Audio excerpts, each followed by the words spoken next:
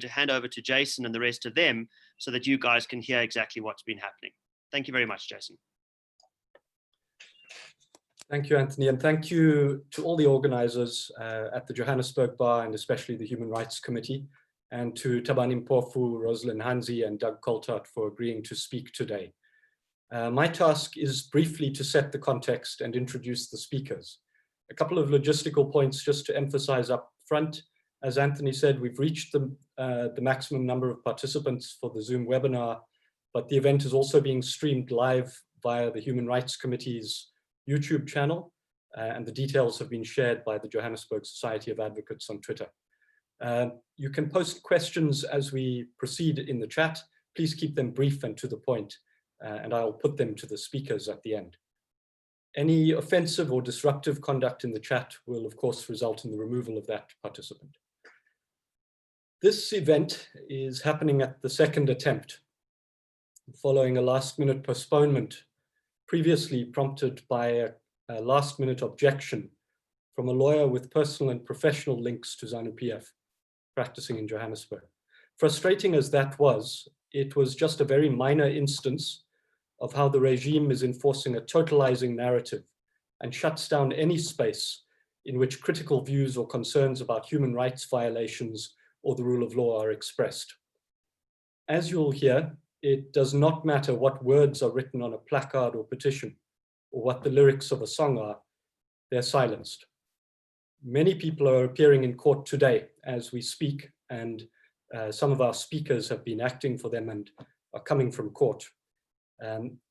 And those are people who were arrested around 31 July and the days that followed it. One of them is Tsitsi Dangarembga, who this week was shortlisted for the Booker Prize for Literature. All of these events, which our speakers are going to cover in more detail, have gravely affected the rule of law, human rights, and the legal profession itself in Zimbabwe. And the purpose of this event is to enable South African lawyers to learn more about the crisis in Zimbabwe, in particular as it's affecting the legal profession, and to build solidarity. This is a deeply personal event for me. I am both a Zimbabwean and a South African. Born in Harare, the independence present of my Zimbabwean father and my South African mother. My mother was then in exile in Harare as a member of Umkhonto weSizwe, and my father had served in the Zimbabwean People's Revolutionary Army, ZIPRA. This was the age of internationalism and solidarity in the struggle against a dying and desperate apartheid regime. And in 1987, my parents survived an assassination attempt by car bombing in Harare, carried out by an apartheid death squad with former Rhodesian operatives because of their work supporting ANC and MK operations in Zimbabwe. This was a time of increased covert activity by the apartheid security forces in the region, including in Zimbabwe. It was shortly before the assassination attempt on Albie Sachs in Mozambique, and there were similar events around that time, several of them. As so many others were, our family was supported, sheltered, and survived after the attack because of support from the liberation movements of the region and international allies, including lawyers. The apartheid government played a role in fomenting violence during that period in independent Zimbabwe, which provided some of the pretext for the Gukurahundi genocide from 1983 to 1987. More recently, South Africa has become a place of refuge for many Zimbabweans fleeing political and economic repression. South Africa and Zimbabwe are inextricably linked and always have been. And I would say that South Africa bears responsibility to Zimbabwe that is both historical and current. Turning to the legal profession and the law, there are deep connections across the two systems and professions. Zimbabwe's common law system was rooted in and is intertwined with South Africa's. And the 2013 Zimbabwean constitution drew significantly from the South African text, as well as the 2010 Kenyan constitution. Along with some other South African and Zimbabwean lawyers, I provided some advice to the Law Society of Zimbabwe during the drafting process. That Zimbabwean constitution is an imperfect document, but it has some very strong elements. And I'm hoping that Thabani in particular will expand on some of this, including a broad Bill of Rights and important independent institutions, at least textually. In sharp contrast to South Africa, where institutions like the Public Protector and at times the South African Human Rights Commission have played such influential roles in the last decade, several Zimbabwean constitutional institutions have not been set up at all or have been given no resources to operate.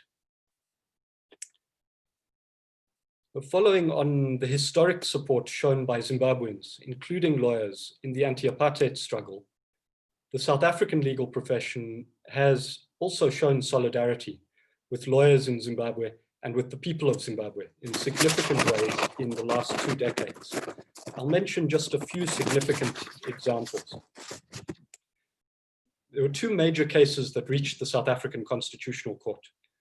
One is commonly known as the torture docket case, brought by the Southern African Litigation Center, which succeeded in securing an order compelling the South African Police Service to investigate allegations of torture carried out by Zimbabwean authorities in 2007 in the run-up to the 2008 elections. That case succeeded, but the investigation is ongoing, pending, and there have yet to be prosecutions.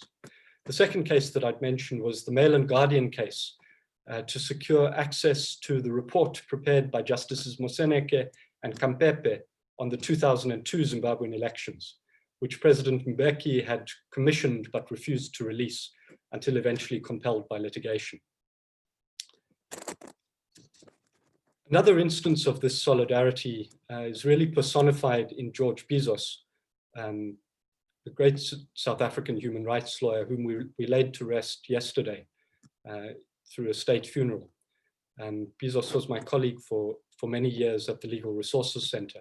It's well known that he represented Morgan Tsvangirai in the treason trial, but George had also acted for many Zimbabweans following a raid on the Central Methodist Church and people seeking refuge there in 2008. And he led and brought together a group of South African advocates and attorneys to provide representation to each of those people in their bail applications and eventually secured their release. He also acted for the Central Methodist Church itself in attempting to prevent it from being allowed to provide refuge to Zimbabweans at the time, litigation in the High Court.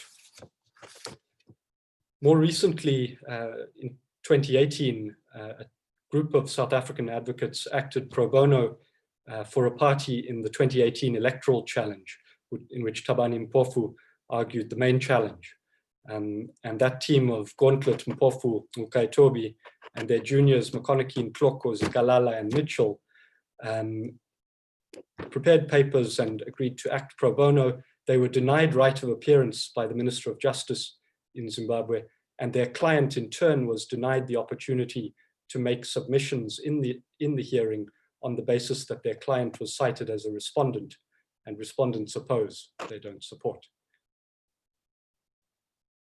Also significantly, many thousands of Zimbabwean individual asylum seekers have been represented by South African lawyers over the years, most notably by Lawyers for Human Rights in Gauteng, and I'm glad to see that we have several lawyers from LHR attending today's event. And also by the Legal Resources Center and organizations like Scalabrini in the Western Cape. And that work continues to protect the rights of Zimbabwean asylum seekers and refugees. Recent statements by the Johannesburg Bar and PABASA, the Pan-African Bar Association of South Africa, alongside many similar statements by lawyers associations and bar associations around the world, have shown important solidarity, and they're a powerful call to restore the rule of law and human rights in Zimbabwe, and to respect the independence of the legal profession and the courts. But I would suggest part of the purpose of today's conversation is to seek ways to move beyond statements of solidarity and find ways of building sustained and tangible support for the legal profession. It's my privilege then, against the backdrop of those brief contextual remarks, to introduce our 3 speakers for today.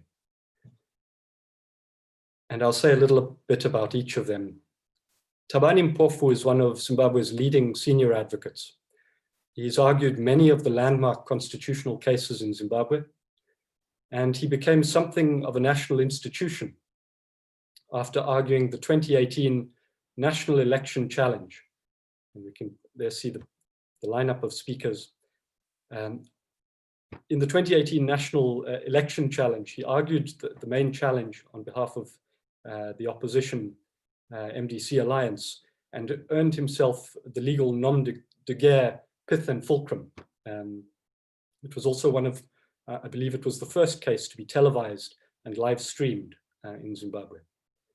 This year, Thabani Mpofu himself has faced arrest and prosecution in circumstances directly linked to his work as a lawyer, and in circumstances that he will hopefully explain as he speaks. Our second speaker is Rosalind Hanzi. She's the director of Zimbabwe Lawyers for Human Rights, Zimbabwe's leading public interest law center. ZLHR was established in 1996 as a membership association. Today, under Rosalind's leadership, if you hear reports of a poor community litigating for socioeconomic rights or an activist seeking bail in Zimbabwe, it is very likely that ZLHR is acting for them. ZLHR has brought some groundbreaking cases during COVID, including relating to PPE and water supply, as well as acting for most of the detained activists in one way or another. And Rosalind herself has been on the defense teams of several of the people currently facing charges. Finally, Doug Coltart is a Zimbabwean attorney, activist, and author. He's an associate at Mtetwa and Nyambirai, the firm led by renowned human rights lawyer Beatrice Mtetwa. A slight footnote is that their firm has achieved particular fame recently for their wonderful Jerusalem challenge, in which Doug displays his dance skills. And I'd encourage you to look at it. It's a wonderfully uplifting and joyful video at this difficult time. Along with Justice Mawedzenge, Doug has written an early commentary on the Zimbabwean constitution. Apart from representing several political activists, he is himself still facing prosecution. He was acquitted a couple of weeks ago on charges for being in possession of a book, Paulo Freire's Pedagogy of the Oppressed, but he's still facing separate charges along with his trade union clients for handing over a petition to government. And perhaps he will say something to those events. It's then my privilege to hand over to Thabani Mpofu to kick us off. Thabani, thank you very much. Thank you so much, Jason. Good afternoon, everyone. I've so much to say, but unfortunately, time will not allow me to recognize the great work that you've done for us. I'll keep my words at their minimum, but you please know that our gratitude is heartfelt. And one of the most important things that you've done for us, and for me in particular, is to decide to listen to an accused person. I hope after this, you don't become accessories after the fact. So I'm required to talk about the contestation around the Constitution and political participation and our experience as advocates in this crisis. I've decided to give a brief lecture in history, which covers the period 2013 to 2020. And I believe that by just setting out what has been happening, I would be able to engage the constitutional context in Zimbabwe, the 2013 constitution, the threatened amendments, the 2017 coup, the 2018 elections, the court challenge that followed, the current efforts to decimate the MDC alliance, including its removal from parliament. I as always touch on my prosecution. Two issues will stand out as I give that narration. The first is that there's been on the part of our politics a steadfast refusal to submit to the wholesome restraints of the Constitution. The key problem is of politics that wants to run the constitution, politics that wants to shape the constitution, and politics that is not shaped or run by the constitution. The second key issue that will keep propping up is the central role of the deep state in the manipulation of both our politics and the constitution, and that this attempt comes in as a coup-proofing method, particularly when one considers that in Zimbabwe there is no difference between government and politics. So in 2013, it happened that we had a constitution.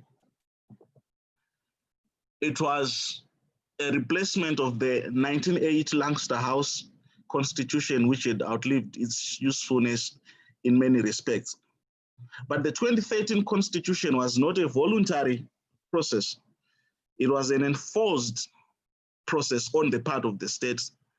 The opposition, the wider civic society movement was always in favor of the constitution, but the state wasn't, because the 1980 constitution had been mutilated and manipulated in a manner which was designed to preserve power for the elite. But because this 2013 constitution was something that the political elite did not like,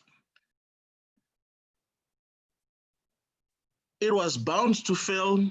It has been failing, and it will continue to fail as long as attitudes do not change.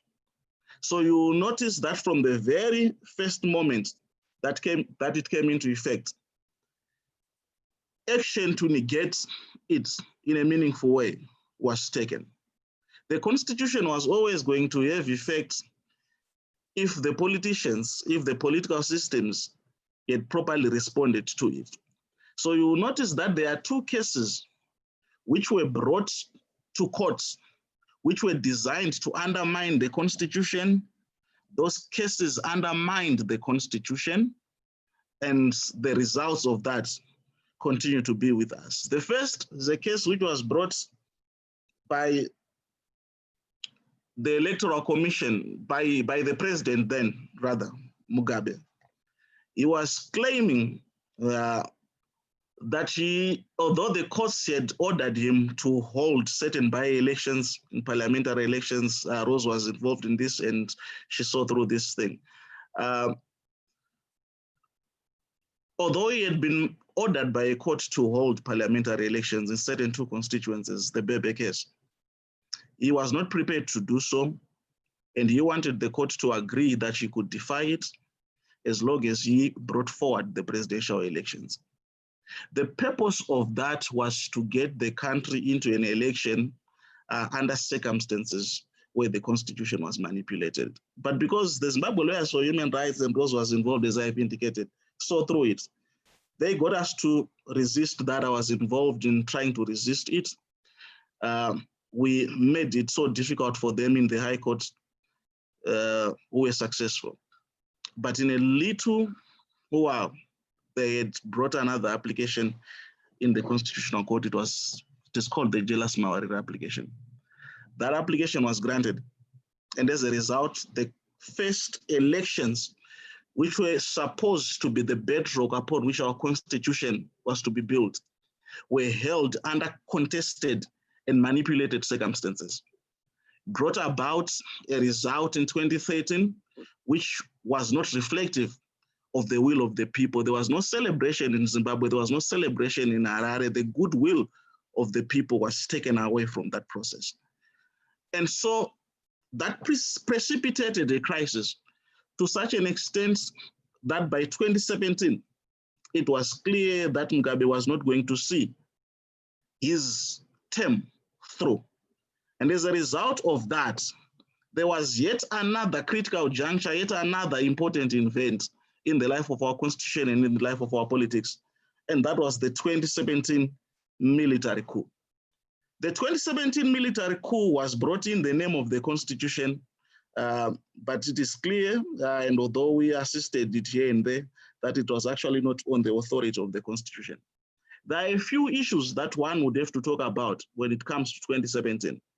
The basis for the coup are issues that had been raised, issues which the political elites disagreed were in existence. People like Itai Dzamara were abducted, they were killed as a result of those issues. But those issues became a justification for a coup. Some of those issues had been raised by a gentleman called Promise Mkwananzi in an application before the Constitutional Court.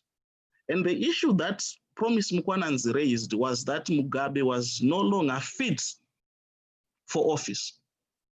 The Constitutional Court did not agree with him. But then that became the basis upon which the coup took place. So people were killed, people were maimed, raising these issues they were not given effect to.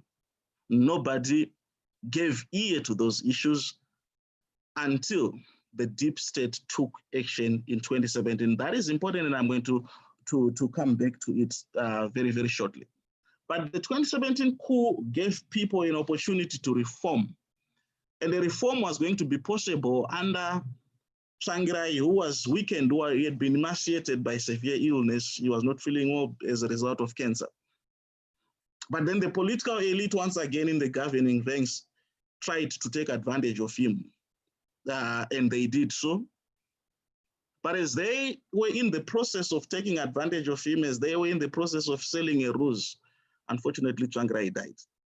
And Chamisa emerged, a wild card. Emerged as a wild card. People had not budgeted for him, and a lot changed. No sooner had Chamisa emerged than the regime was back to its default settings. We're now going into the 2018 elections. Once again, our constitution was in trouble. Getting into the 2018 elections, our constitution was the biggest victim. Our constitution was the first victim. The constitution was not obeyed in all respects. ZEC was biased. Chamisa could not be covered on public media. There were protests after protests, which arose as a result of the fact that ZEC wasn't doing things the constitutional way.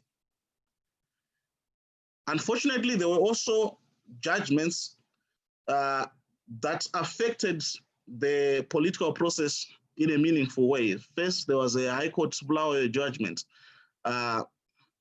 which had the effect of destabilizing the MDC. We got that set aside in the Supreme Court, but perhaps it was a little late.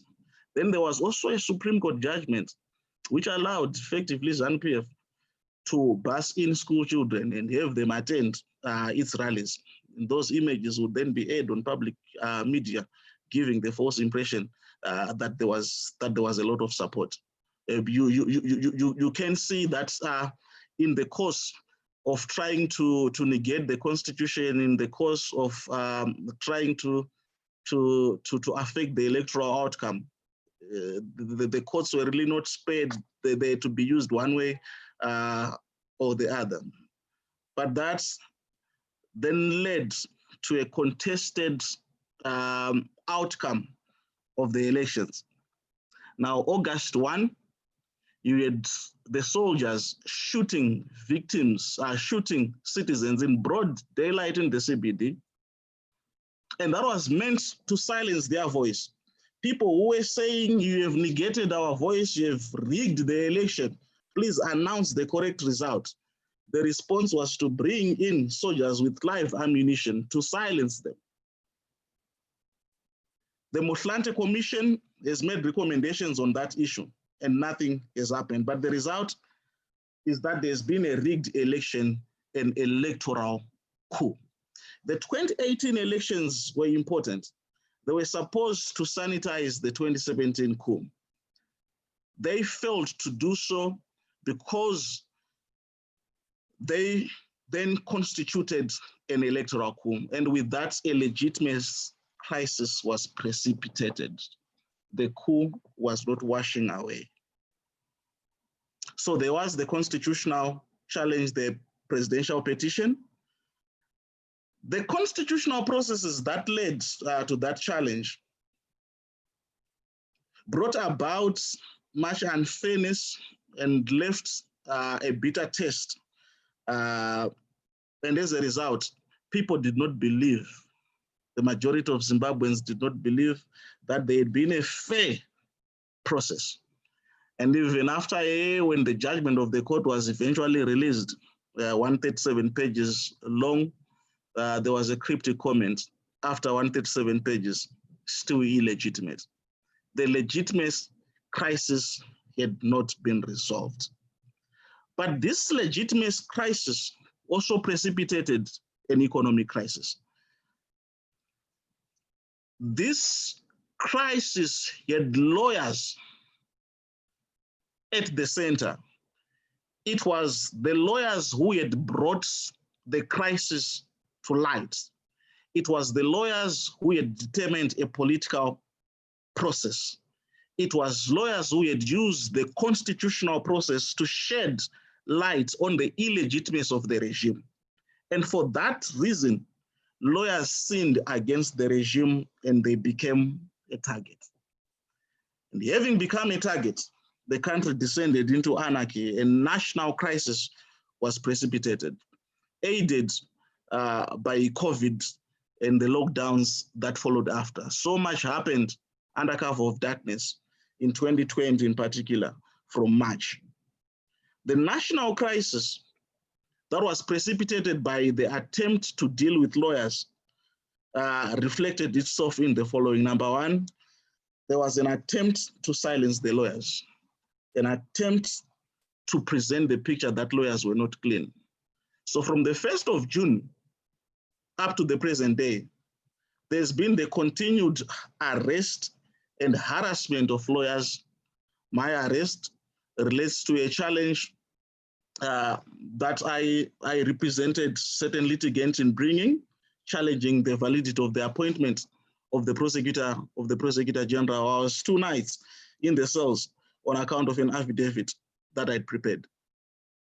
In the coming weeks, so many lawyers were arrested and lawyers continue to be arrested. The most recent lawyer who's faced problems is Beatrice Mtetwa, the renowned human rights lawyer who's been barred from representing a client and who now faces the prospect of yet another prosecution. So that onslaught on lawyers must be understood in the context of the legitimacy crisis, in the context of the political crisis, which came about as a result of the involvement of the lawyers. But then it does not end there. The national crisis is then also reflected itself in the attempt to mutilate the constitution. This is a new constitution. The provisions that are now sought to be amended are provisions which have not yet been given effect to. If it ain't broken, why fix it? But then there is method to all the madness. Why do you amend a constitution which is less than 7 years old? Why do you amend a constitution whose provisions have not yet been given effect to? You will then notice that the attempt is designed to help the regime retain the old guard, because it is this old guard which ensures the regime of continued protection. You will then notice that the constitution is being amended so that political protection is given to the regime and to the ruling elite. You will notice that the constitution is being amended to remove scrutiny. You will notice that the constitution is being amended in all respects that are progressive, so that at the end of the day, we regress to the dark ages. You will notice that though there are amendments to the constitution, there is no attempt to align statute law to the constitutional provisions. You will notice that though the constitution is being amended, there is no attempt to capacitate the independent commissions by funding, by resourcing them.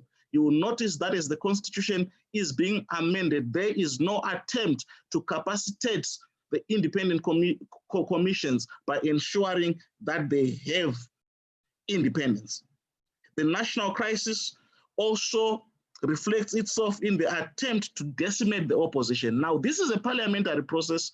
This is a process led by certain ZANU-PF surrogates who are working hand in glove with the Speaker of Parliament. So you will notice that Parliament is joined in the process of trying to mutilate the Constitution. This started after Chamisa had won the elections, because in 2018, ZANU-PF then moved a motion to ensure that the Constitution was amended to provide that every presidential candidate must be at least 50 years. The attempt was to disqualify Chamisa from participating in the next elections. So what has now happened is that all his MPs have been given to his rivals. All those who support Chamisa are in court or the criminal charge, one charge or the other. One of his MPs was in court charged with distributing masks which were inscribed ZANU-PF must go. And in the midst of all this, there's unfortunately been zero to little jurisprudence on the Constitution. You have very little in your first judgments on the executive. But at the end of it all, what you now have is that there is a war that has been declared on the opposition. And to ensure that that war is properly waged, you must eliminate the lawyers, you must eliminate the Constitution, you must weaken it to the best possible extent. At the end of the day, politics is then used to silence the Constitution. Politics is then not shaped by the Constitution. And when you talk about politics being used to silence the Constitution, you are talking about the rule of an elite dictatorship that was given a new lease of life in 2017 as a result of the coup. You then have a government which is trying to govern the Constitution, but which is not being governed by the Constitution. At the end of it all said and done, Zimbabwe is at the present moment a military dictatorship. As one old man said, during the days of Mugabe, ZANU-PF as a party had an army. In 2020, the days of Idi Mnangagwa, it is the army that has a party. And in this contestation between the Constitution and politics, we currently have a situation in which politics continues to call the shots. The Constitution is being mutilated to the prejudice of all Zimbabweans. And as the fight continues, it is in this regard, it is in this context that Zimbabweans look for support. It is in this that Zimbabweans look for solidarity. Jason, thank you so much. I believe I've now done my 20 minutes. Thabani, thank you so much. You kept exactly to the minute, which we should all attempt to do in court. I'll now hand over to Rosalind Hanzi, who's our second speaker. Rose, thank you very much. Thank you, Jason, and good afternoon, participants.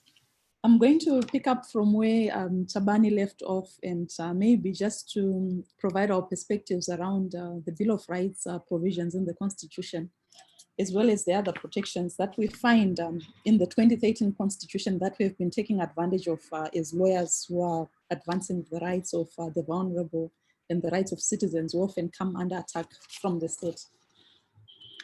So over the last 7 years, one of the main concerns that we have had in Zimbabwe has been that there's been selective implementation of some of the provisions of the Constitution by the state.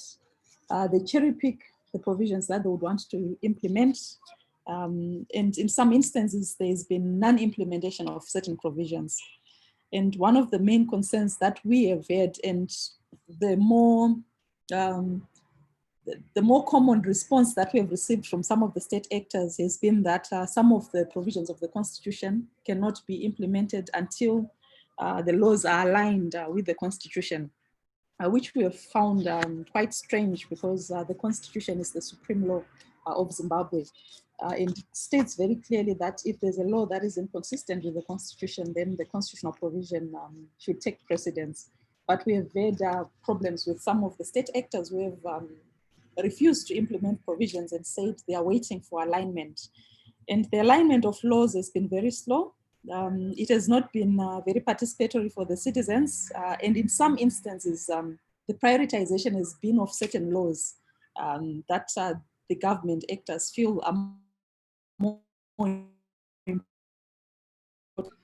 So recently, we didn't have any alignment of laws linked to civil and political rights around the right to freedom of assembly, where we now had the Public Order and Security Act being totally removed and being replaced by the Management of Public Order Act, which was last year, which is almost like 6 years after the Constitution came into effect. And then we've also had instances where there've been blatant violations of provisions of the Constitution. And this has been more common when it comes to the rights of people who are arrested, and also in instances of the protections against torture, cruel, inhuman, and degrading treatment or punishment. Those have remained very common, where the Constitution is clear, but you still get state actors who are not willing to actually follow through the provisions of the Constitution. Due to the slow progress in aligning the laws with the Constitution, we have also, on our part as lawyers, taken some cases to court to compel the relevant state actors or government departments to move, to have some progress in aligning those laws with the Constitution. And recently, a few days ago, actually, we had a High Court ruling that we managed to obtain, which is compelling the Attorney General of Zimbabwe to ensure that within 6 months, they provide a draft bill that can then be debated by Parliament on issues to do with devolution, which is something that has been pending for the last 7 years. And it's a real concern for us that they haven't been prioritizing those key provisions. But maybe just to follow up on the concerns that we have around the proposed amendments to the Constitution in Amendment number 2. This bill was introduced in January again. It had been introduced in December, but there were some procedural issues that had not been followed through. So they reintroduced it in January. And they sought to have the public hearings being conducted a couple of months ago. And our main concern was the timing of having those public hearings for the public to be able to input and provide their views on the proposed amendments. There are at least about 27 sections that this bill seeks to amend. And some of the issues have far-reaching implications on separation of powers between the 3 arms of government. So there are provisions that have been proposed to amend the appointment of judges to superior courts, the promotion of those judges, and then also the retirement ages of judges, where they want to extend the retirement age. And then there are also proposed amendments around the appointment of the Prosecutor General, where they are seeking to remove the public interview process when it comes to appointing the Prosecutor General. And then there are also proposed amendments around removing certain electoral provisions in the Constitution, like the running mate provisions, and also seeking to extend proportional representation for female parliamentarians, proportional representation for youths in parliament. And then we also have some proposed amendments on increasing the number of ministers who can be appointed to cabinet, even if they've not been elected through the parliamentary processes and elections. And then there are also wide-reaching amendments around the approval of agreements and the oversight that Parliament can have on agreements that the government can enter with external stakeholders, particularly other institutions and bodies that are not located in Zimbabwe. So we filed a court application trying to challenge the intended public hearings during the lockdown.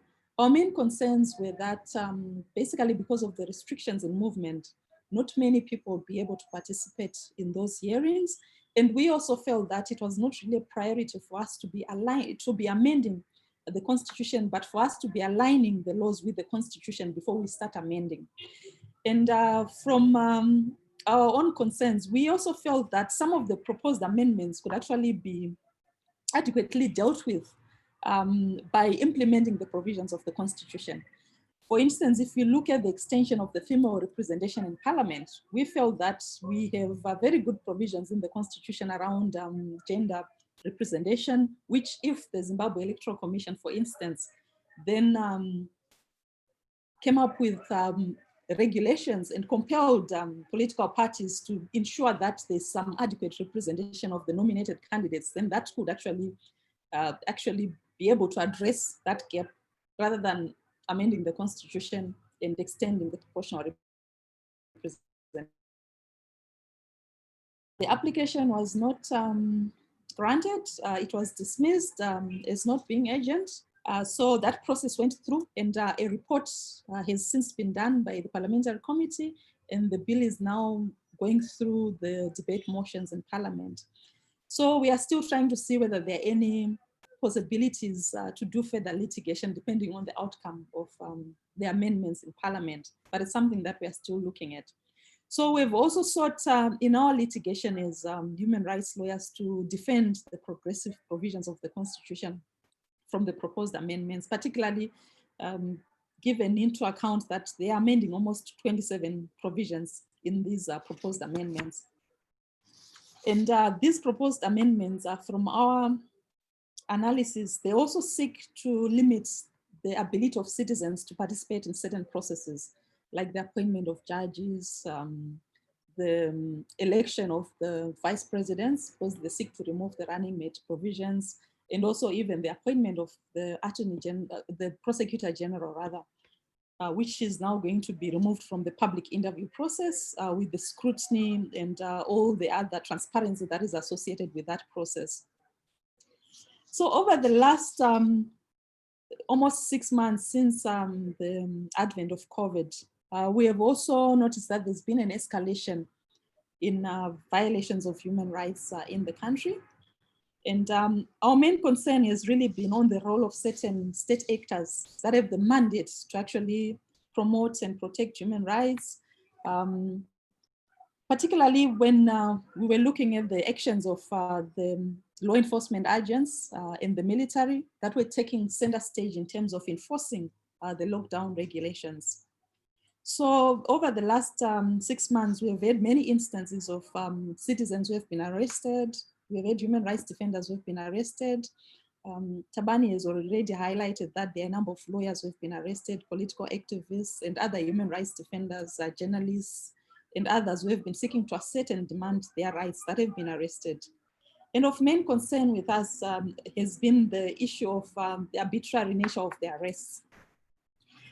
In terms of our criminal procedure laws, ordinarily this should be an investigation before someone has been arrested. But what we have seen in the last few months has been instances where the police arrest to investigate.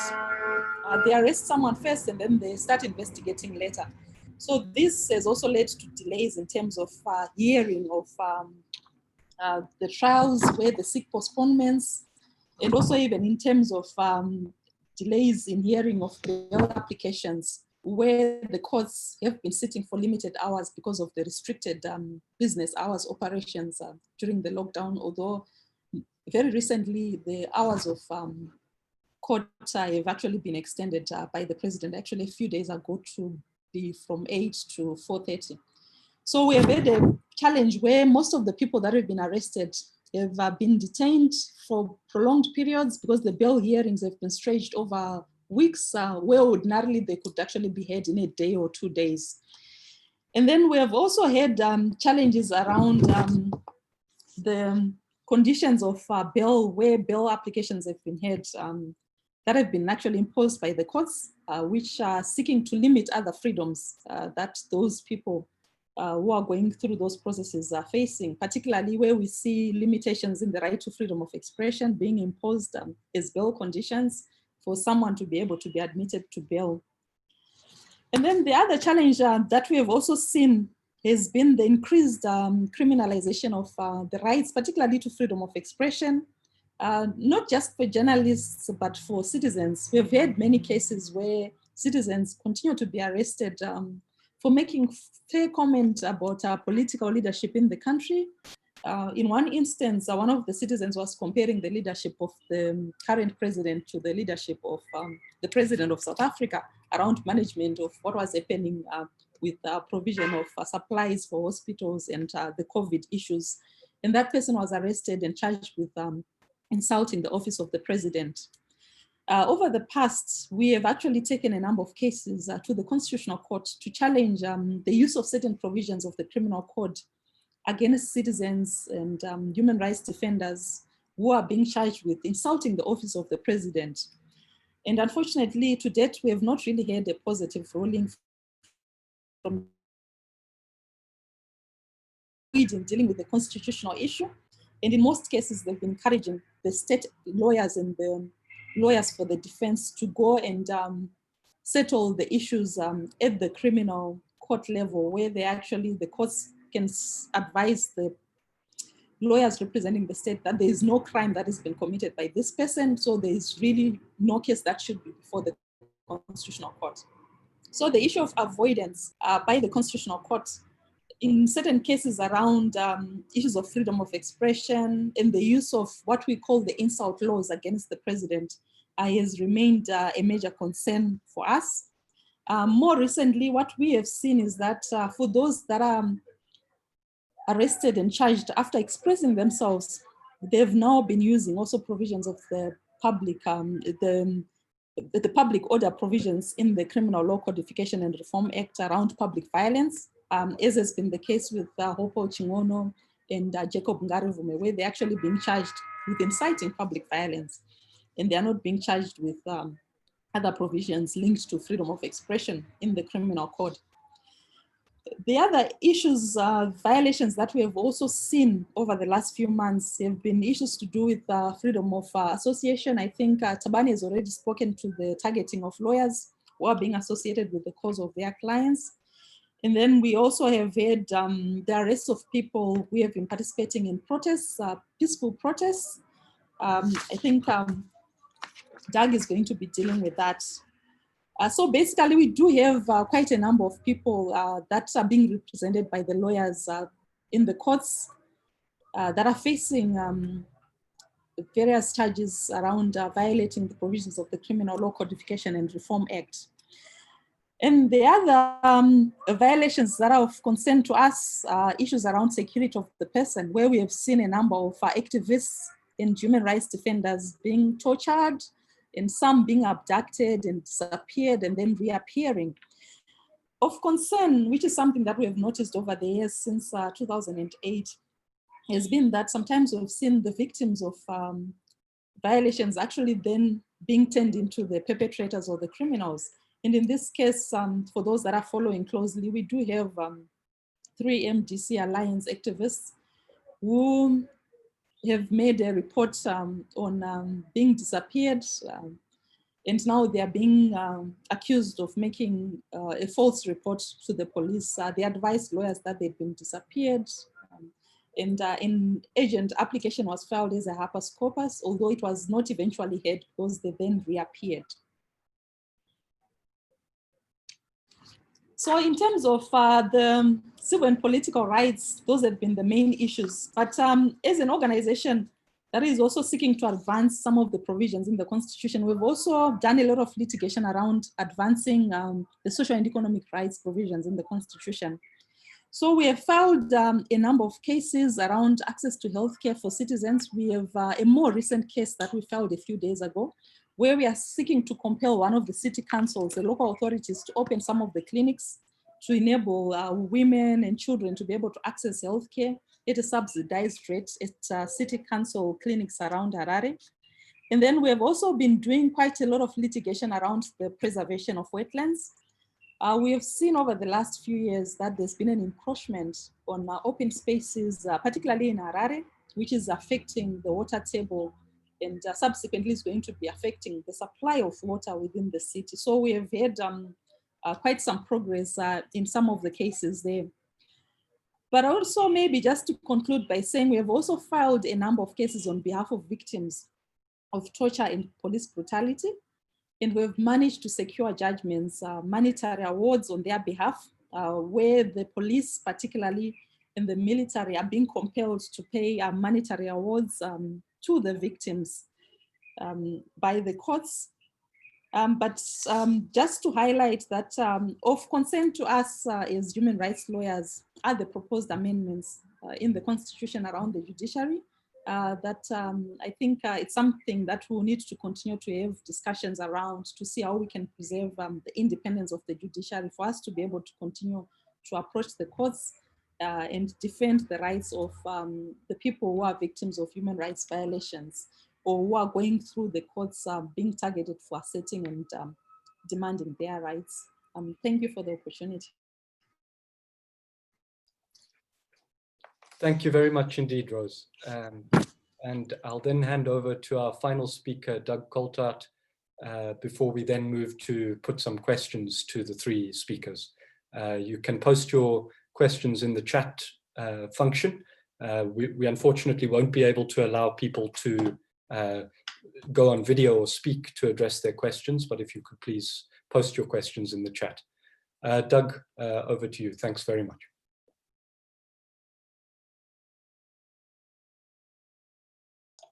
Doug, you're just muted. There we go. So I've been asked to speak about activism and protests in Zimbabwe. Really, the response of ordinary citizens to the context that Thabani and Rose have laid out in terms of these human rights abuses and deteriorating socioeconomic situation in the country. So just to give a little bit of context, I think Thabani and Rose have covered that effectively, but a little bit of context around the environment within which activists, trade unionists, etc., are working.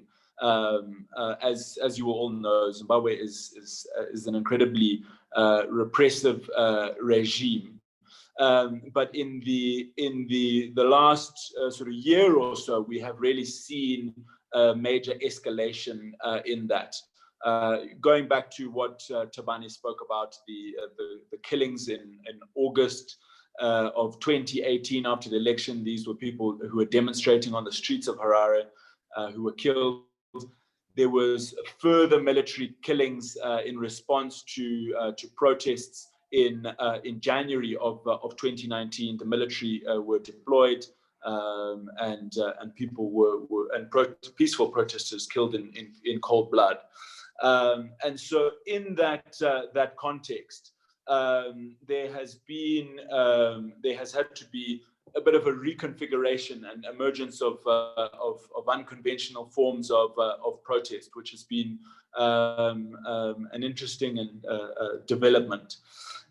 We have also seen for a number of decades now, the resistance to the regime has been at the forefront of that has been the political opposition, the MDC. And yet in recent years, while of course the MDC is still a very significant player, there has been the emergence of activism from ordinary citizens, which came to prominence with the This Flag movement in 2016 and has really continued to grow. So, what is some of that? What we have seen in recent weeks, with the emergence of, in a sense, a new movement. Many of you will have heard about Zimbabwean Lives Matter, which is a hashtag which was widely used in South Africa. In fact, may even have been started in South Africa in response to the crackdown that we saw on the 31st of July. But just to backtrack a little bit about sort of how we get there. So in this context that has been framed by the previous speakers, we have journalists such as Hopewell Chingono and Nduduzi Matutu reporting on massive corruption around COVID-19 procurement, a $60 million COVID-19 scandal, which really touches a nerve on of ordinary citizens. And then a political activist, Jacob Ngarivume, calls for anti-corruption protests. As that call sort of gains traction, a number of issues beyond corruption still being a critical one, begin to emerge as kind of critical issues or messages that are resonating with people. One sort of bucket of issues is around the healthcare situation. We have a collapsed healthcare situation. Doctors and nurses have been on strike for months, and an incident in which 9 babies died in one night at a maternity ward really sort of struck to the core. So we see people emerging with messages around save the babies.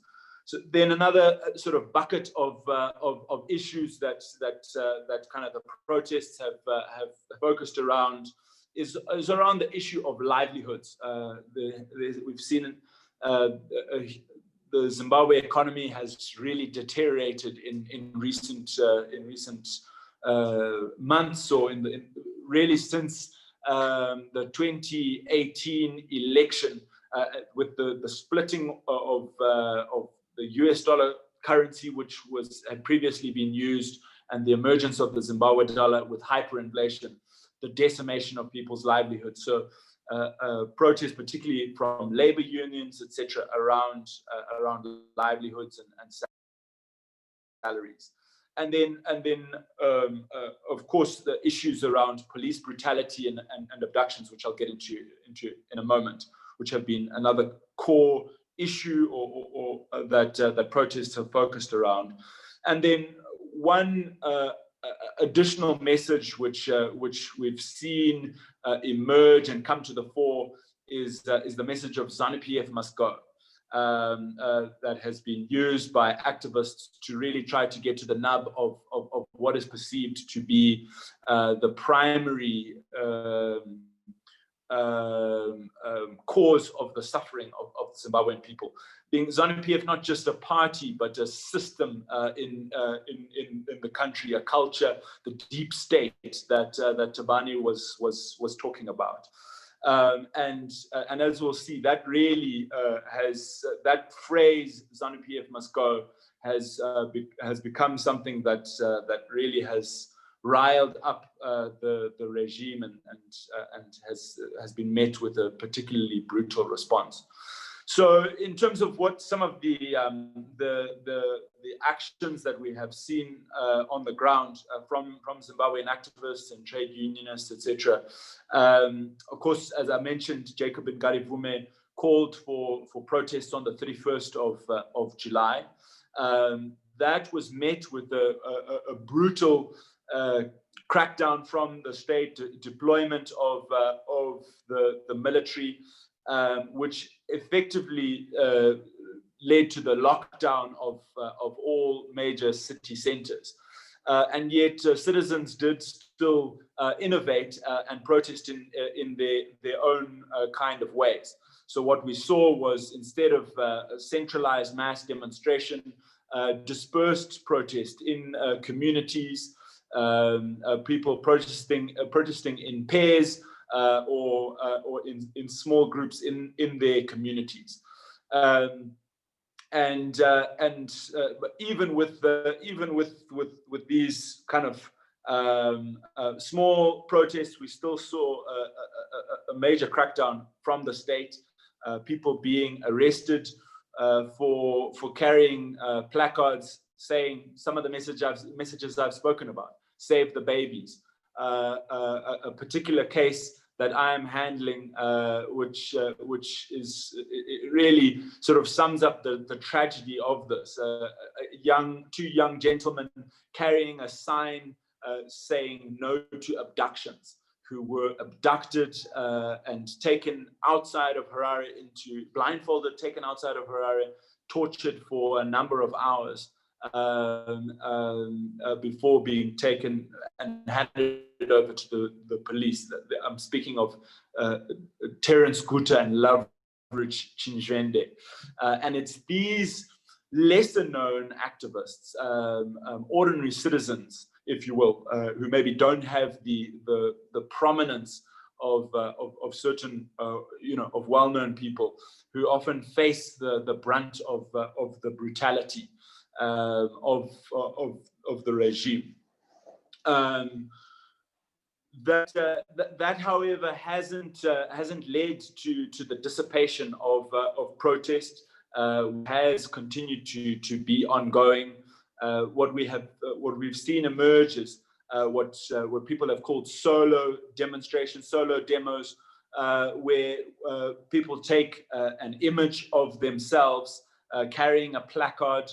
Sometimes it's covering the face like this with your placard so that you can't be identified, and then sending that placard or that picture to someone to post on social media.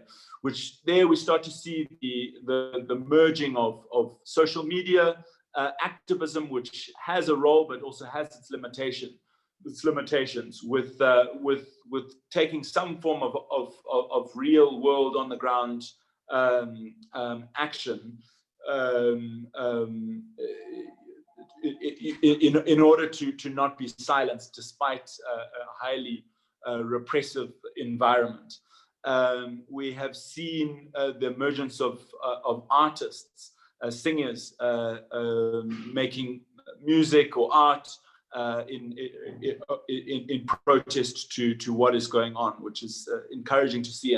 And of course, those from South Africa will know the incredible importance of protest music, even in South Africa's struggle with the likes of Miriam Makeba and Hugh Masekela. We have seen lawyers as well taking action outside, both inside and outside of the courtroom, but also engaging in non-violent civil resistance. One example of that recently was lawyers who walked out as they were leaving the High Court, laying flowers down by a sign which said "Respect our Constitution." And that sign had listed on it a list of all of the provisions of the Constitution which have been violated in recent months, which ran to 6 pages of violations. And of course, the labor has also been in any struggle is always a very important site of struggle. So we have seen labor unions engaging in strike action. Teachers have just declared another strike, and the ZCTU, the Zimbabwe Congress of Trade Unions, which still has close ties with COSATU, and therefore gives them a little bit of political cover in that regard, has also engaged in or called for strike action. And then we have seen symbolic actions as well. Jason mentioned the video that we did at my law firm, and one of the features of that was the striped prison jersey, which has become a symbol of solidarity with political prisoners, that we have seen emerging as a kind of a form of protest, people using symbols. Just a moment ago, a young gentleman, a student, has just been arrested. Those students wearing those prison jerseys, who were simply trying to give a press statement outside of a private company that has been withholding information around one of the key abductions, that of Tawanda Mucheiwa, who was abducted, and it was caught on CCTV camera, and was using a vehicle which had actually been hired by a private company, but that private company is refusing to hand over critical information. So in all of this, what has been the role of the courts? This has been touched on a little bit by the previous speakers, so I'll just run over it briefly. But courts have also been complicit in this these repressive mechanisms through the dragging out of bail proceedings, where people are arrested on baseless charges but are detained for many weeks. The removal of Beatrice Mteto, which has been spoken about as well. What are the charges that people are facing? As has been mentioned by the previous speakers, the primary charges which are brought against these peaceful protesters is ironically public violence or inciting public violence. Another go-to charge, which I've just been acquitted of, which is similar to public violence, but is used because of a slightly lower threshold than public violence, which is called participating in a gathering with intent to promote public violence, breaches of the peace, or bigotry, which we have seen used against a lot of these peaceful protesters. Of course, the undermining the authority of the president is frequently used as well as a charge called subverting constitutional government, which is almost equivalent to treason. We've seen a massive spike in the use of that subversion charge against those engaged in any form of activism.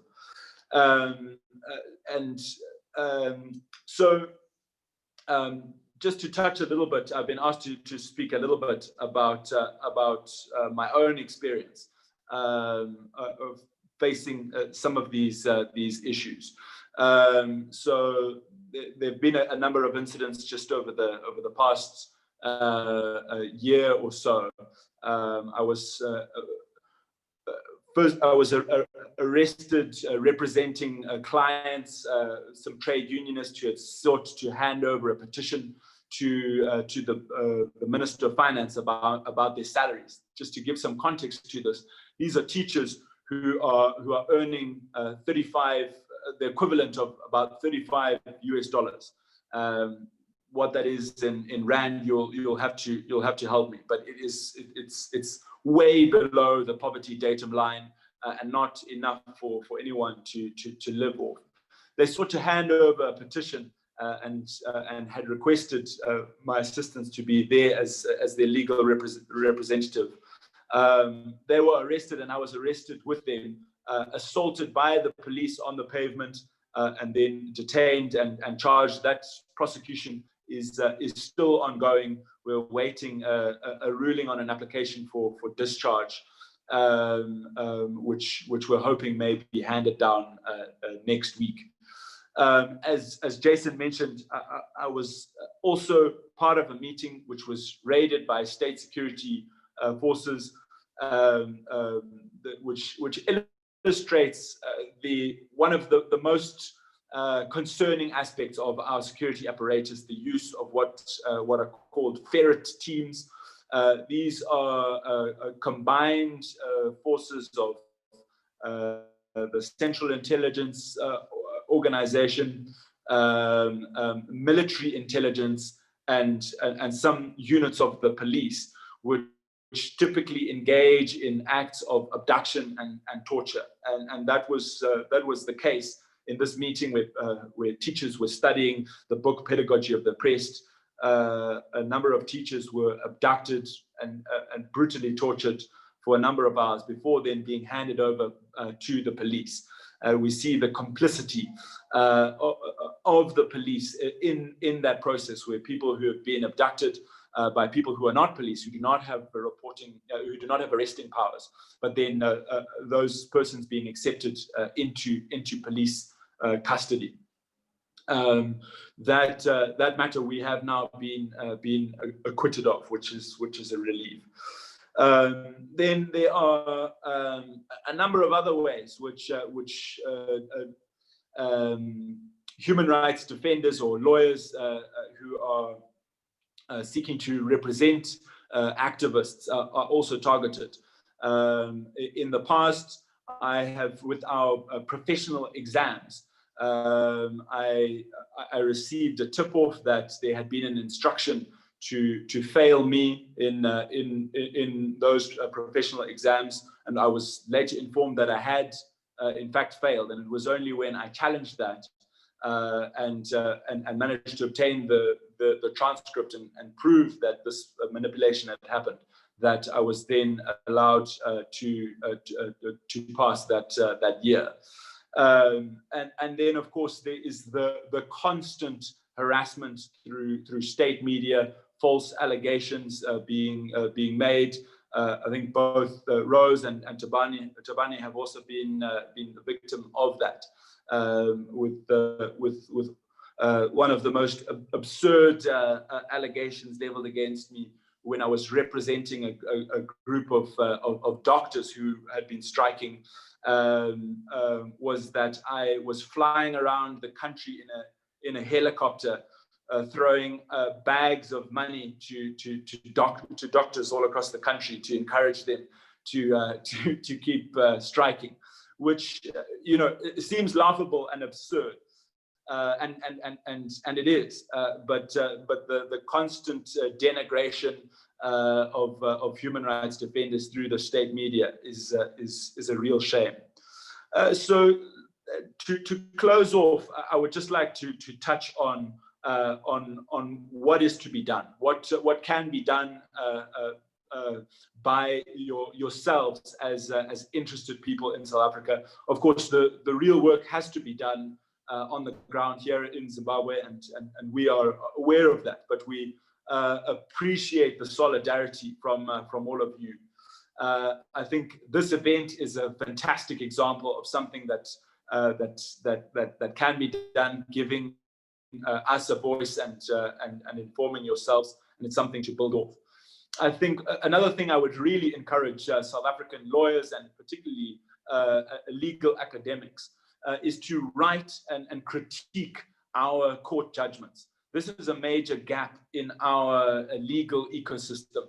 Most of our legal academics are also in practice, largely due to subsistence, and therefore are less likely to write critiques of our judgments, because these are courts or judges that they are appearing before.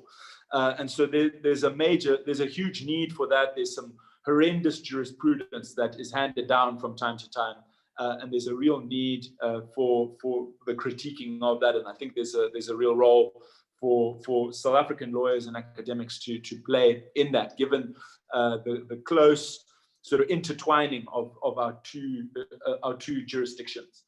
I think another thing would be the monitoring of ongoing trials both of lawyers such as myself and Tabani, which are ongoing, but also of journalists like Hopewell Chingono, writers like Tsitsi Dambarengwa, whose matter I just came from this morning and has been postponed to Thursday next week.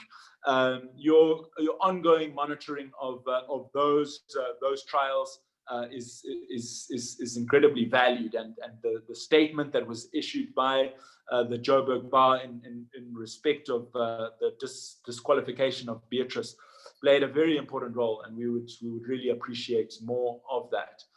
Then, even in your individual capacities, South Africa plays an important role, and can play a very important role in Zimbabwe. And so as South African citizens, you can play a role in putting pressure on your government to take action on Zimbabwe. And as I always say, Zimbabwe is not just a foreign policy issue for South Africa, but is also a domestic issue.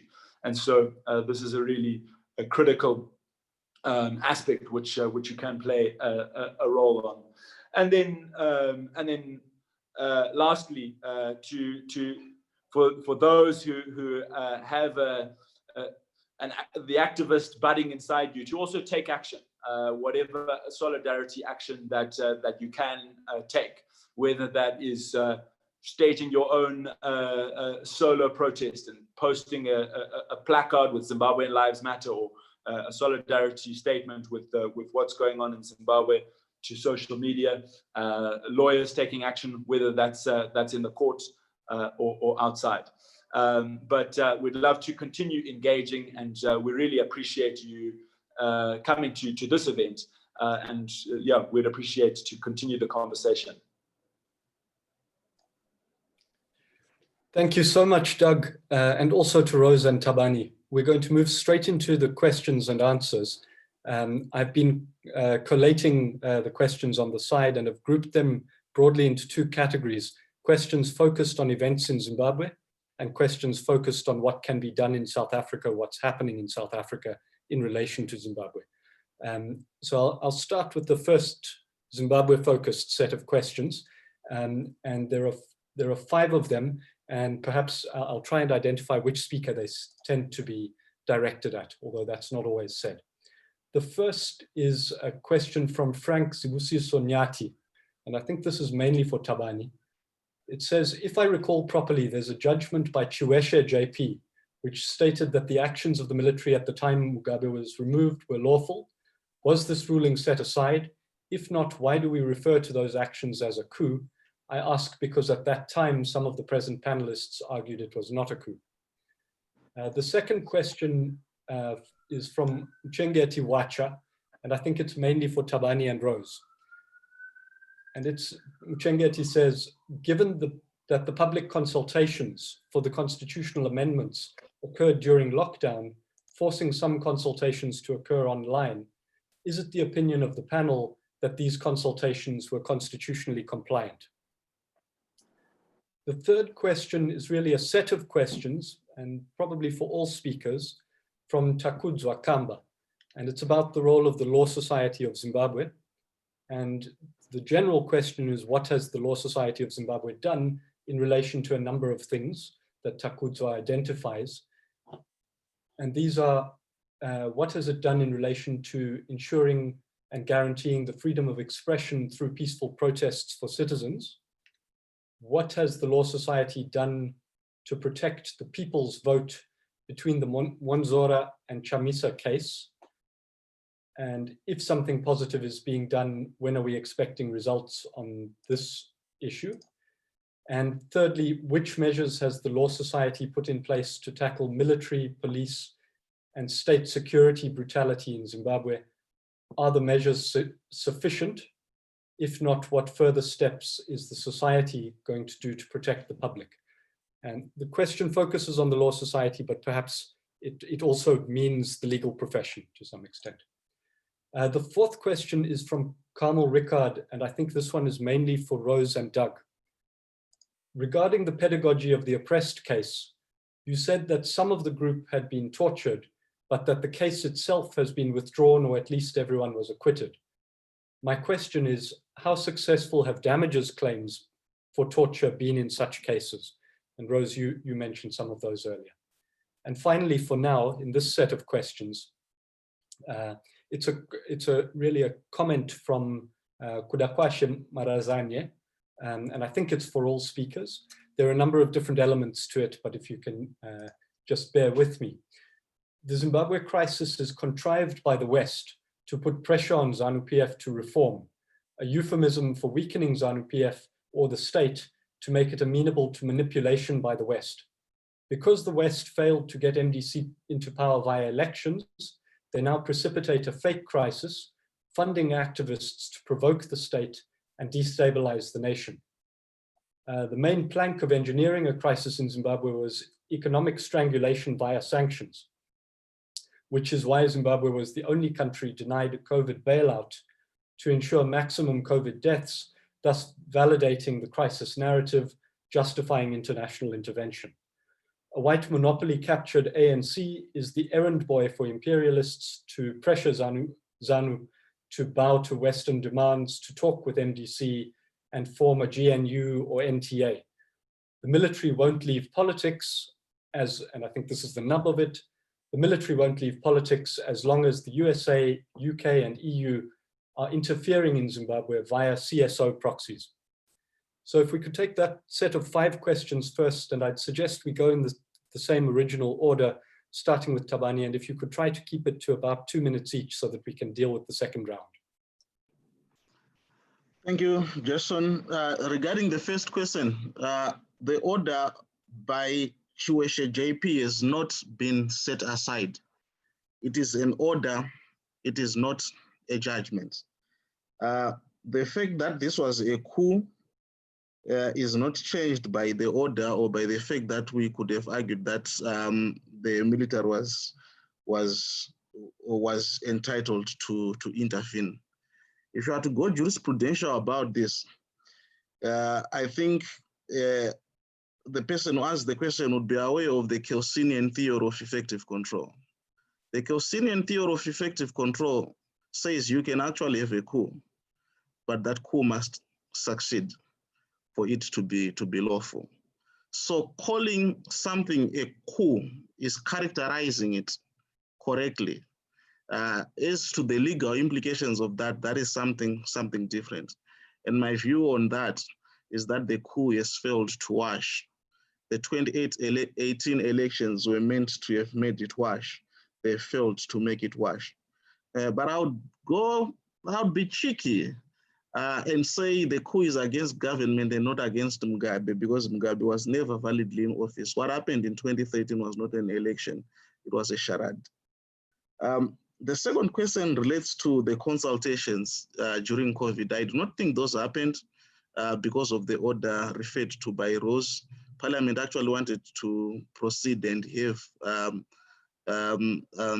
those hearings under circumstances where the spirit of the Constitution would not be met. I think Rose and team managed to stop them dead in their tracks. The third issue relates to the law side, and as we've indicated, probably the law side is this, but I can talk about what I've seen from the sidelines. The Law Society has been active. It has issued statements. When I was arrested, the Law Society issued statements, powerful statements. When all the other lawyers were arrested, the Law Society issued statements. So it has not been quiet. Number 2, I'm also aware that it has engaged. It has engaged the authorities. The problem with Zimbabwe is that there is no center. And some of the people who are in authority, some of the people that the law side must deal with, do not actually know what is happening. But I understand that it is engaged. And as regards to the theft or the attempted theft of Chamisa's votes by Monzora and company, the law side cannot get involved in that. It is a partisan political issue. Probably best advice to stay out of it. And regarding military brutality and all the law side can do is to approach the courts, to issue statements, and all. I think they've been trying to do that. We are in a militarized state, and you must also understand how the decisions that are made in the context of that reality. The fourth question relates to the suggestion or the comment, the view held by our friend, which is to the effect that the crisis in Zimbabwe is contrived. There is a crisis in Zimbabwe. I was arrested over preparing an affidavit. 11 armed people came to my place of residence to arrest me. 4 of those are not law enforcement officials. Their identities have remained a secret. There is a crisis when you descend upon a well-known lawyer for purposes of arresting them over an affidavit prepared in the course of representing a client. You lodge them in cells for 2 nights. That's a crisis. That's the very definition of a crisis. There is a crisis when the president of a country tells you that he has received a donation of 60 million from a company, and then it turns out that he has not received anything. In fact, that company won a dubious tender and has stolen $60 million. There is a crisis when that happens, and that has nothing to do with the West. When we take all our money and give it to cartels, to Kudakwashe Tagwirei, Sakunda, and the like, that has nothing to do with the Americans. It has nothing to do with the Americans. when you get the MDC votes being stolen in this kind of manner, it has nothing to do with the Americans. But what I like about that contribution is the fact that the person who's asked it accepts that the military is involved in the politics, and according to him or her, the military will remain in politics so long as, in his view, the Americans remain interested in Zimbabwe. I can tell you that the Americans are not interested in Zimbabwe in the manner that people think about. The MDC, the alliance, does not, to my knowledge, have any source of funding. And you can see it on the ground, they do not have any source of funding. And so if the Americans are interested and they're doing all these kinds of things, how are they doing it when there is no funding? But ultimately, that acceptance that the deep state is deeply involved in matters political is what is to be dealt with. Thank you, Thabani. Rose, do you want to take as many of those questions as you want to answer? Thank you. I'll take 2 questions. I think Thabani covered some of the issues. So basically, in terms of the public consultations done in June for the Constitution amendment, our real concern was that they were done during a time when there was a lockdown and there were restrictions in movement. In terms of the Constitution, Parliament is supposed to ensure that there are public hearings when they are debating or they are about to table a bill that is amending the Constitution. They should invite members of the public to express their views in public meetings or through written submissions and enable them to be able to actually participate in the process. So our real concern was that during the time there was a lockdown, which was rather strict. So it was very difficult for people to move around. And then there were also limitations in terms of numbers of people who could actually gather. At that time, I think there was a cap of about 50 people. So there were restrictions for citizens to be able to fully participate. So in the end, given the number of public hearings, there was very limited participation by the citizens who would have ordinarily been able to go to larger public gatherings. There were about 2 or so online meetings, but I think it was very difficult to connect. And from our end, we really don't believe that Parliament was able to meet the constitutional obligation in terms of ensuring participation of the public.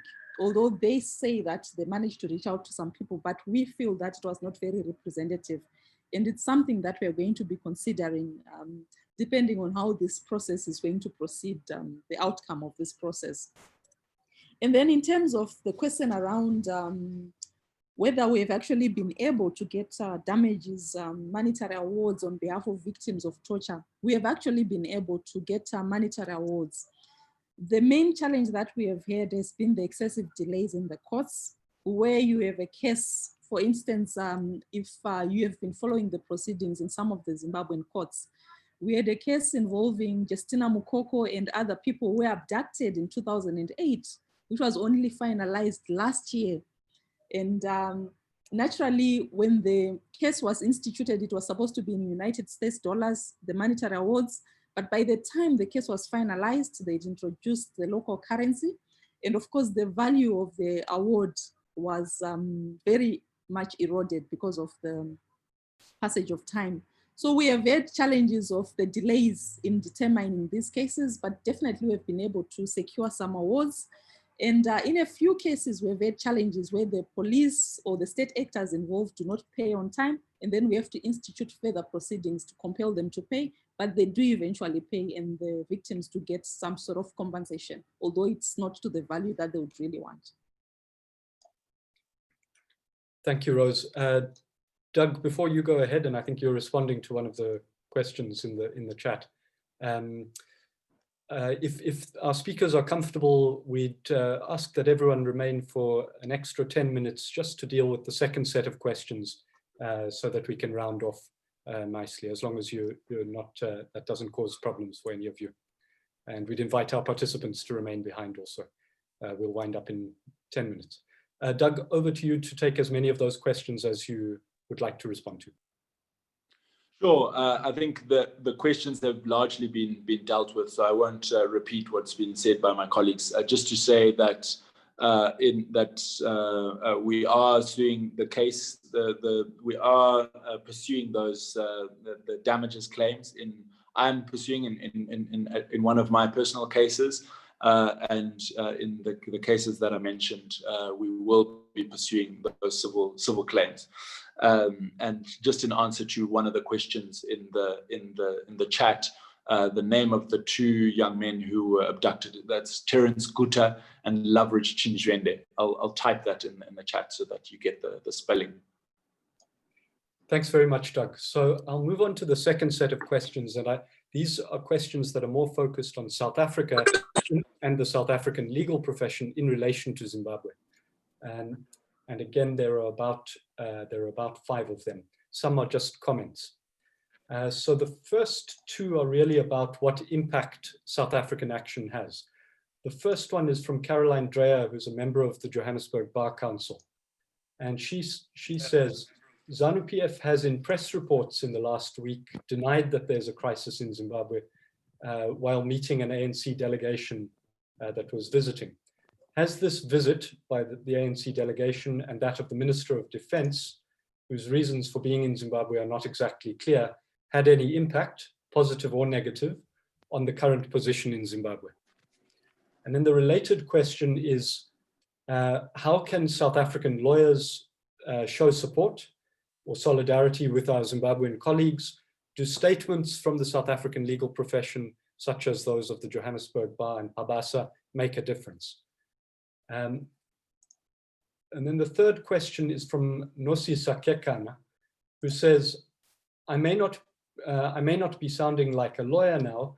I guess it's my frustration and feelings of helplessness, especially having ordinary Zimbabweans in my household who are in South Africa to make a livelihood and having left young children behind with elderly parents. If the courts are complicit and the government keeps changing the constitution to suit its own hands, what practical immediate assistance can we give to ordinary Zimbabweans who may not be political activists, but who are suffering immensely because of the injustices?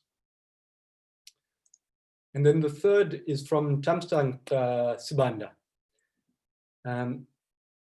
who says, looking at the judicial crisis lawyers and advocates face in Zimbabwe, what measures is South Africa taking with respect to the requirements for admission of Zimbabwean law graduates and practitioners to practice in South Africa, looking more especially at law students who studied in South Africa?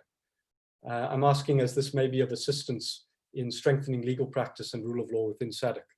On that question, I will just say briefly that I and others are involved in looking at that question in relation to the South African Legal Practice Act. And if that participant or any others on the call are interested in that issue, the requirements for admission of foreign practitioners in South Africa, you're welcome to get in touch with me after this event. But the speakers are also welcome to address the point. And then finally, 2 comments, which are really messages of support. The first one from Tato Joseph Gafane, who I think is from Lawyers for Human Rights in South Africa. Zimbabwe is going through a lot, and really it takes selfless people to intervene and act in an altruistic manner to fight inequality and human rights violations. As South Africans, we send strength to all of you in the front line, and we thank you for your wonderful contribution to a great future ahead for Zimbabwe. We are in solidarity with you. Thank you, Tato, Lawyers for Human Rights. And finally, in similar vein, Fumisa Tele, we commend you for your strength, a luta continua. And could I suggest that this time around, we go in the reverse order? So we start with Doug and then Rose and end with Thabani. Sorry to spring that on you. You're just muted, Doug. Still getting used to this Zoom even after this many months of lockdown. Yeah, so my connection broke on the first question, so I didn't catch that. But I will take the second question around. Sorry, Doug, I can capture the first question in a nutshell. What difference, Sure. if any, did the ANC delegation visit make, positive or negative? Okay, no, that's a helpful question. Look, I think as far as the ANC envoy goes, I think we can say it's too soon to tell in terms of what impact it will make. We have certainly seen a significant shift in South Africa's approach towards Zimbabwe, or at least a more proactive approach from both South African government and the ANC towards Zimbabwe. Of course, the public statements, are fairly mild, but I think at least from what we hear behind closed doors, there was some quite serious words which were exchanged. I think that this commitment has been made to engage with other stakeholders. I think we have to extend give the ANC the benefit of the doubt that they will follow through on that and engage with other stakeholders, including the opposition, civil society, the church, business, labor, etc. And then I think we will have a better assessment of where that will take us. I think that as I mentioned earlier, the South African government does have a very important role to play in Zimbabwe and has played in some ways somewhat of a destructive role in the past, or an obstructive role in the past. The kind of negotiations around the GNU in 2008 really kind of set up the GNU to fail in a sense. And I think that there is a need to learn from the mistakes of the past and ensure that if there is a negotiated settlement to the Zimbabwe crisis, that sufficient safeguards and kind of scaffolding is put in place to ensure that it does actually lead to democratic transition and doesn't just give the regime sort of breathing space in order to consolidate authoritarian rule. On the second question of how can South African lawyers show support, I touched on that a little bit in my opening remarks. The second aspect was, do statements help? I think that statements certainly do help. Solidarity does go a long way, both in terms of encouraging those who are going through the difficulties, and as well as putting pressure on the decision makers.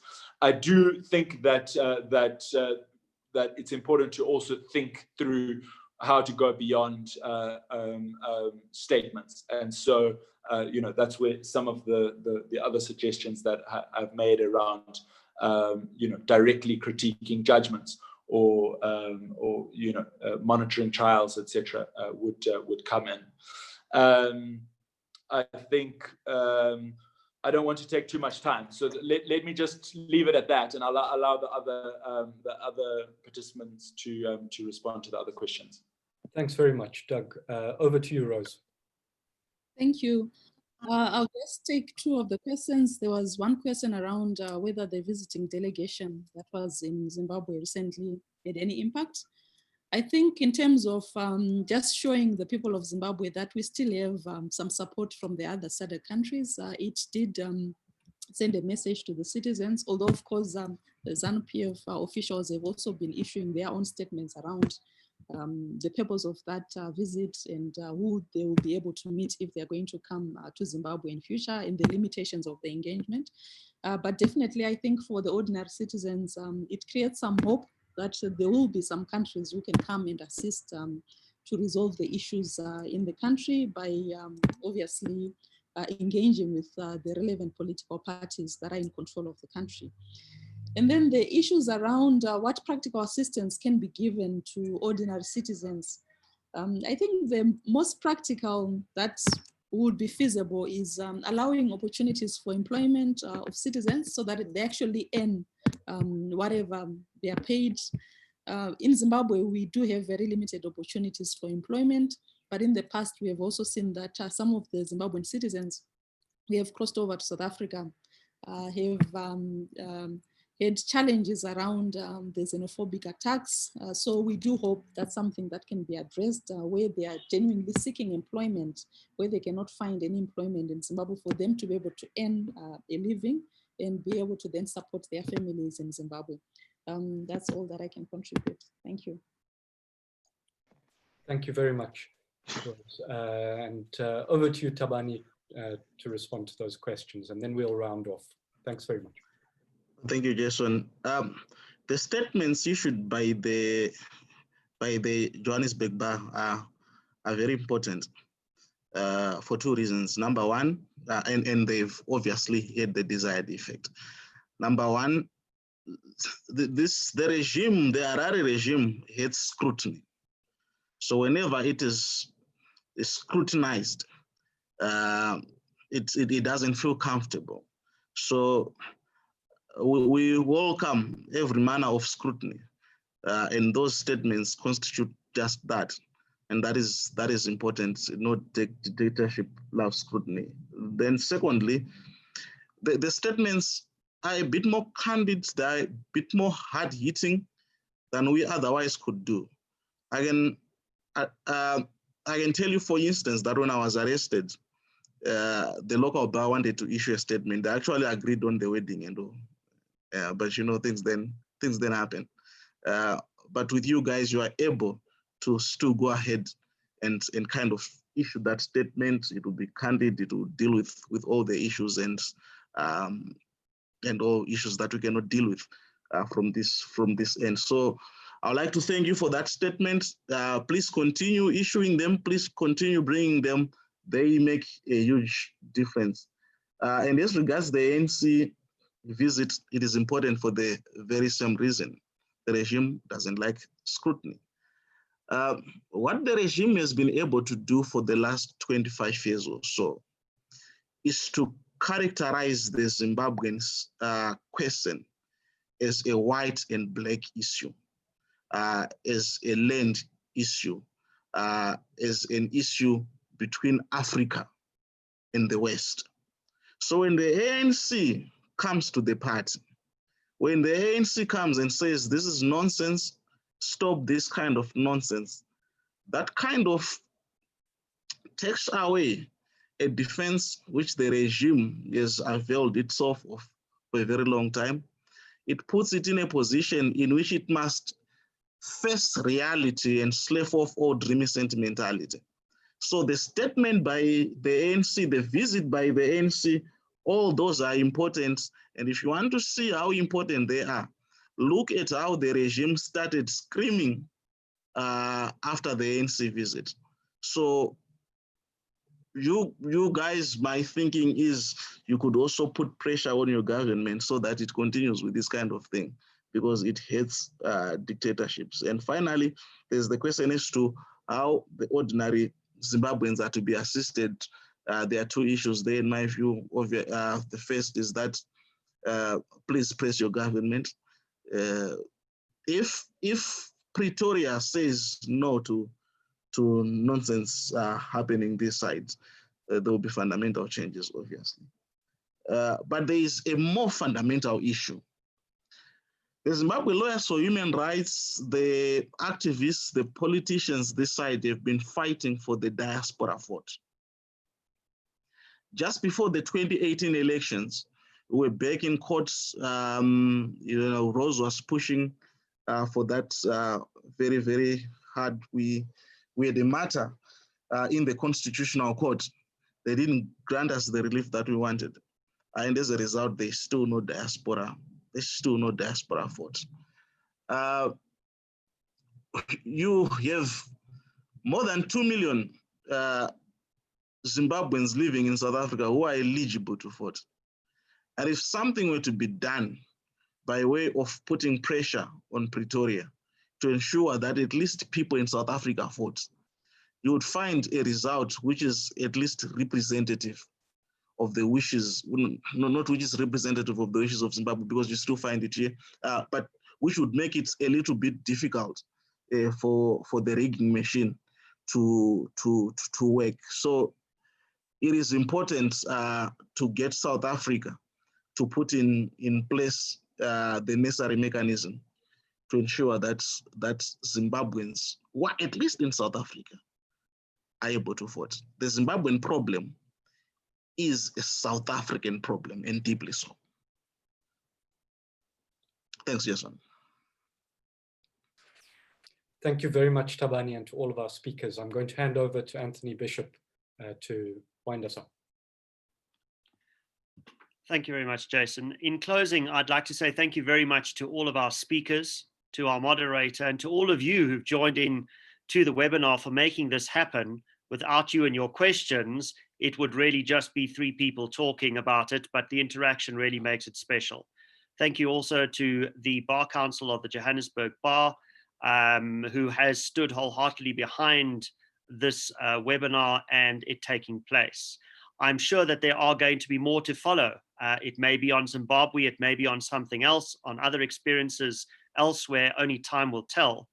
But I would like all of you guys, please, to have a look out for further webinars, to participate in them, and let us know what you thought of this webinar, either on the JSA's Twitter page or underneath the YouTube video clip that is being posted, streaming live at the moment, but once it has been completed. And let us also have your suggestions for topics that you would be interested in and which you would like to see discussed on webinars. From me and the whole of the JSA, I'd like to wish you all a very good afternoon and a fantastic weekend ahead. Thank you and goodbye.